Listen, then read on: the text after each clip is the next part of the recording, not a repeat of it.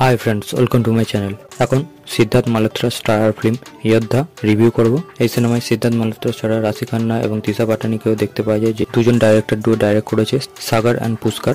So basically এই সিনেমার story নিয়ে খুব একটা বেশি কিছু বলার নেই, খুবই সিম্পল স্টোরি, এবং আমরা ট্রেলার থেকে বুঝতে পেরেছিলাম যে একটা এরোপ্লেন হাইজ্যাক হবে এবং সেটার এলিগেশন এই যোদ্ধা মানে সিদ্ধার্থ মালহোত্রার ক্যারেক্টারের ওপর আসবে, এবং সে তো তারপর সে দেশের সম্মান এবং এতজন মানুষের জীবন কিভাবে বাঁচাচ্ছে, কিভাবে রক্ষা করছে, সেটাই এই সিনেমার স্টোরি, যেটা আমরা ট্রেলার থেকেও বুঝতে পেরেছিলাম। তো আফটারঅল সিনেমাটা কেমন হলো, সিনেমাটার এক্সিকিউশন কিরকম কী হয়েছে টেকনিক্যালি, তো সেটা নিয়েই কথা বলবো। তো সিনেমার প্রথমেই কথা বলবো কিছু পজিটিভ পয়েন্ট নিয়ে। তো ফার্স্ট হলো ডাইরেক্টরদের যে আইডিয়াটা ছিল, যে কোর আইডিয়াটা, সেটা খুবই ভালো ছিল, যেটা আরও ভালোভাবে এক্সিকিউট করা যেতে পারতো। এছাড়া সেকেন্ড যে পজিটিভ পয়েন্টটা, সেটা হলো এই সিনেমাটা টেকনিক্যালি খুবই স্ট্রং।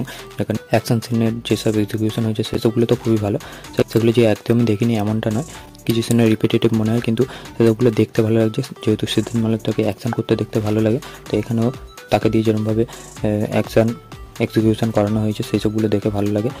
সিনেমার প্রোডাকশন বাজেটের দিক থেকে কোনো রকম গাফিলতি দেখা যায়নি, সেসবগুলো ভালো জায়গায় খরচ করা হয়েছে এবং সেসবগুলো দেখতে ভালো লাগে। এবং সিনেমাটা সেকেন্ড হাফে গিয়ে কিছু টুইস্ট অ্যান্ড টার্নসও দেখতে পাওয়া যায়, যেগুলো সত্যি বলতে ইমপ্রেসিভ ছিল আমার জন্য। তো বেশ ওয়ার্ক করেছে টুইস্টগুলো, এবং সিনেমাটার মধ্যে আমরা ইন্ডিয়া পাকিস্তান সেই ব্যাটেল আবার দেখতে পাই। লাস্ট ইয়ার বলি বা রিসেন্ট টাইমে যেসব বলিউডের সিনেমা এসে এবং ইন্ডিয়া পাকিস্তানকেই তুলে ধরেছে, সেসব সিনেমাগুলোর মতো সেম নয়, যেটা আমরা ফাইটার সিনেমার ক্ষেত্রেও দেখেছিলাম। সেখানে পাকিস্তানকে নিয়ে দেখিয়েছে, কিন্তু পাকিস্তানকে যে পুরোপুরি খারাপ দেখিয়েছে পাকিস্তানের লোকজনকে, সেটা দেখায়নি, সেটাকে ব্যালেন্স করে দেখিয়েছিল, যেটা অর্গানিক্যালি মেকার্সটা দেখানোর চেষ্টা করেছে তাদের যতটা সামর্থ্য ছিল। তো তেমনই এই সিনেমাটার ক্ষেত্রেও মেকার্সরা সেটাকে তাদের অনেস্টির সাথে দেখানোর চেষ্টা করেছে, এবং সিনেমাটার মধ্যে যেরকম সাসপেন্স বিল্ড করার চেষ্টা করেছে, যেরকমভাবে তারা সাসপেন্সটাকে ধরে রেখেছিল, একদিনের গল্প এবং সেই প্লেনটার মধ্যেই পুরো স্টোরিটা চলছে, একটা সাসপেন্স বিল্ড করে রাখা প্রয়োজন হয়ে পড়ে। তো সেটাকে মেকার্সরা খুবই ভালোভাবে বিল্ড করতে পেরেছে, সেটা আমার জন্য খুবই ভালোভাবে ওয়ার্ক করেছে। এছাড়াও পারফরমেন্সের দিক থেকে প্রত্যেকেই ভালো কাজ করেছে। শেষটার পরে আমরা আরও একটা অ্যাকশন সিনেমাতে সিদ্ধার্থ মালহোত্রাকে ভালো পারফরমেন্স দেখতে পেলাম, তো তার কাজও আমার বেশ ভালো লেগেছে। খুব আউটস্ট্যান্ডিং কিছু নয়, আবার খুব খারাপও নয়, তার প্রশংসা করার মতো। এছাড়া বাদবাকি যারা কাস্টে ছিল, সে রাশি খান্না থেকে শুরু করে তিশা পাটানি, প্রত্যেকে তাদের জায়গায় ঠিকঠাকই কাজ করেছে। এবার কথা বলবো এই সিনেমার কিছু পজিটিভ পয়েন্ট নিয়ে। তো পজিটিভ পয়েন্টে সিনেমাটা ফার্স্ট অফ অল হলো, এই সিনেমাটা একটা দেশভক্তির যেহেতু সিনেমার মধ্যে সিনেমার বিজিএম ভালো হওয়া দরকার হয়, এছাড়া সিনেমার গানগুলো খুবই ভালো হওয়া দরকার হয়। এই সিনেমাটা দেখবার সময় আমার শুধুমাত্র দেশভক্তির যে গানটা একদম ক্লাইম্যাক্সের সিনে শোনা যায়, সেই গানটা ছাড়া রোমান্টিক ট্র্যাক বলি বা অন্যান্য যেসব গান ছিল সেই সবগুলো খুব একটা সুটেবল বলে মনে হয়নি বা ভালো লাগেনি, এবং বিজিএমটাও খুবই চেনা এবং আগে শুনেছি রিপিটেটিভ কিছু মনে হচ্ছিল আমার কিছু ক্ষেত্রে। যেসব জায়গায় সিদ্ধার্থ মালহোত্রাকে ইন্ট্রোডিউস করা হচ্ছে বা তাকে দেখানো হচ্ছে, সেসব জায়গায় ডন সিনেমার বিজিএমের মতো কিছু ছাপ পাচ্ছিলাম।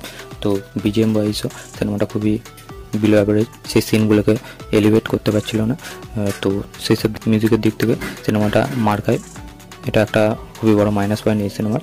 এছাড়া সিনেমাটার মধ্যে সেকেন্ড হাফ, ফার্স্ট হাফটা খুবই ফাস্ট পেজ শুরু হয়, এবং যেহেতু ফাস্ট পেজ চলতে থাকে এবং শুরুতেই সিদ্ধার্থ মালহোত্রার ক্যারেক্টারের সাথে সেরকমভাবে আমরা অডিয়েন্স অ্যাটাচ হতে পারি না, সেই কারণে সেকেন্ড হাফে সিনেমাটা একটু স্লো পেজ শুরু হয়, এবং সেখানে তার ক্যারেক্টারটার সাথে আমরা তার ক্যারেক্টারটা কী করছে না করছে সেসবগুলোর সাথে বুঝে উঠতে বা সেই ক্যারেক্টারটার সাথে কানেক্ট করতে অনেকটা সময় লেগে যায়।